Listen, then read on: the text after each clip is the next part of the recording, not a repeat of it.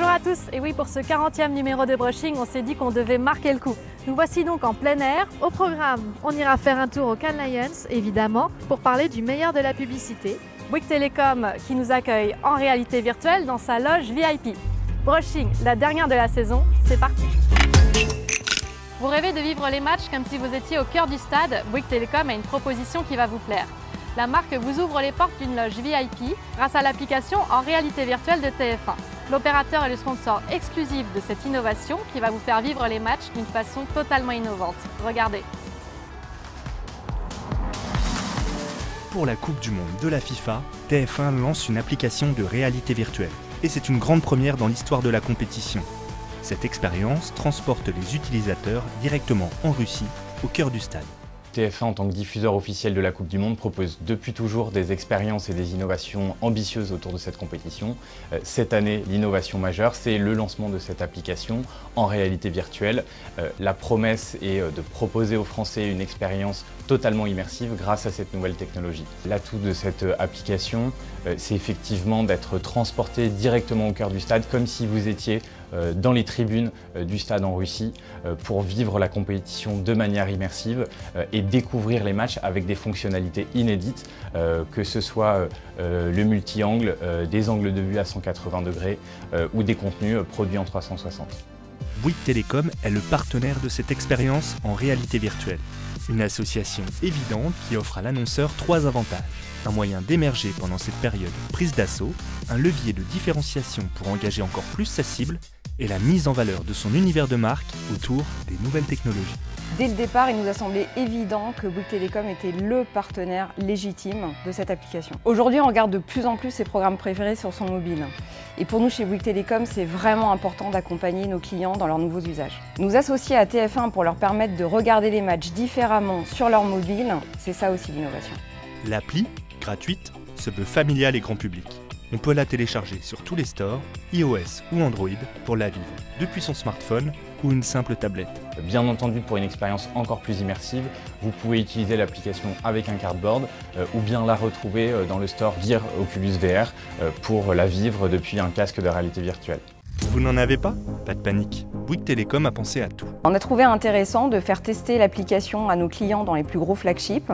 Donc ils pourront venir tester l'application avec un casque VR et la télécharger derrière s'ils le souhaitent. Le taux d'équipement en casque VR reste aujourd'hui encore malheureusement très faible. Donc pour nous, c'est vraiment important de donner la possibilité à l'utilisateur de profiter de cette application au maximum et donc de lui offrir des casques VR. Donc quand il va entrer dans l'application, il pourra, via un jeu concours, gagner 2 casques par jour.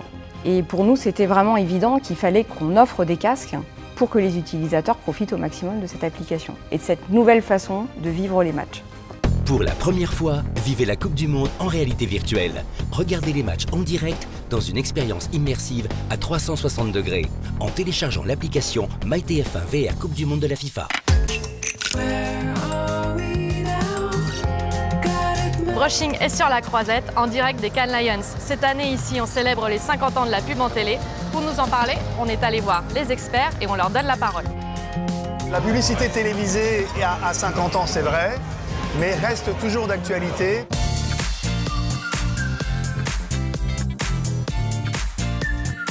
Moi, j'ai passé 5 ans en Chine, où on était très digital. On sait que de la digital activation. Et j'étais surpris de voir à quel point la publicité télévisée existait encore complètement aux États-Unis.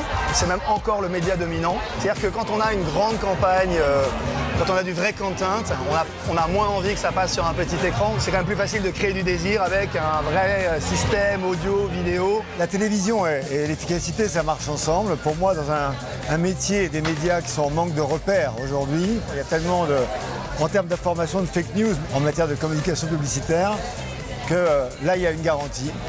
Une vraie sécurité. Faire venir les annonceurs en télévision, on a l'impression que c'est dur, mais c'est pas si dur que ça.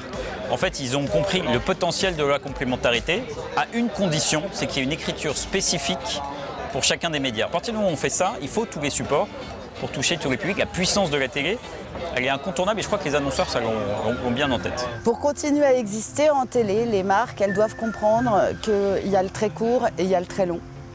Et donc le très court, c'est intéressant parce que les gens ont l'attention d'une huître. Et puis éventuellement faire des longs messages parce qu'on a la meilleure idée du monde. Moi je vois il y a une très jolie pub pour Intermarché, ça a plu à tout le monde, c'est magnifique. C'est une très belle histoire, c'est de la pub, ça plaît à tout le monde, bah faisons ça.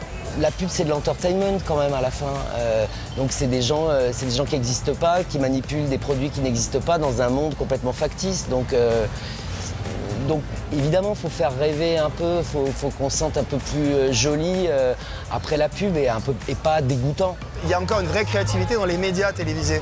Quand on voit par exemple ce qu'a fait Tide au Super Bowl cette année aux États-Unis, c'était super intéressant de voir comment ils avaient combiné les plans médias et comment chaque pub renvoyait à un morceau de pub, renvoyait à un 10 secondes, renvoyait à un teaser qui renvoyait à une pub plus longue, etc. Et en fait, c'est un spectacle télévisé qui a duré. Donc ça, c'est quand même assez privilégié parce qu'on a une audience captée et on peut jouer comme ça, en dentelle un petit peu aujourd'hui. Aux États-Unis, ce qui est le plus intéressant, c'est la réduction du temps de publicité qui est réclamée par les grandes chaînes américaines, qui sont prêts aujourd'hui à la couper par deux, à condition de remonter en qualité. Et les annonceurs voient ça d'un plutôt bon oeil, même si ça coûterait plus cher. On sait qu'il y a une énorme complémentarité entre télé et mobile. On commence à détecter sur le mobile le spot passé en télé et diffuser du contenu en symbiose avec les deux.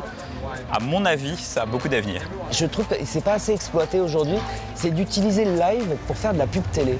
De passer dans un truc qui est pas formaté, qui est en live où vous dites tiens, il peut se passer quelque chose. Pour moi, une des plus grandes campagnes de ces derniers temps, c'est SNCF 24/24. On voyait des vrais cheminots le matin avec la gueule pas maquillée. C'était diffusé le soir même et du coup, ça dégageait une authenticité incroyable. Et pour moi, c'est ça que les marques doivent faire, apprendre à enlever le maquillage et à dire les choses comme elles sont.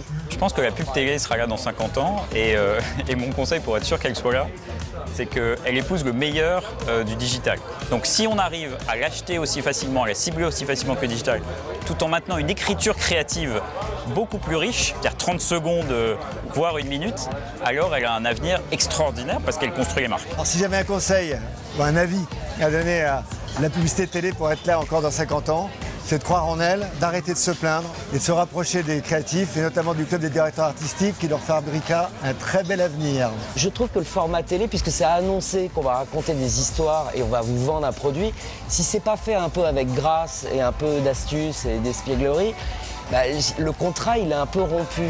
On devrait retrouver, comme quand j'étais petit, un moment un peu privilégié où les marques parlent de façon bon sang, un peu décontractée, un peu cool.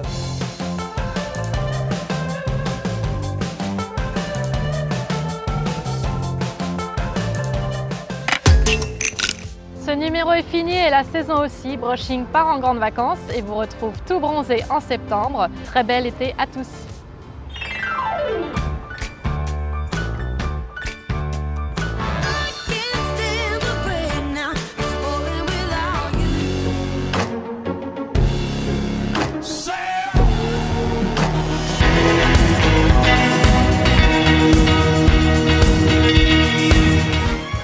It's okay to sneak out.